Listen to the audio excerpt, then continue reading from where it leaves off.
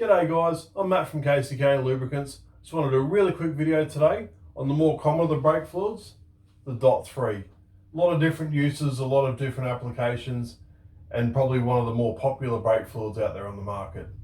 It is a glycol based brake fluid and it does contain glycol ethers to assist in inhibiting corrosion in your braking components.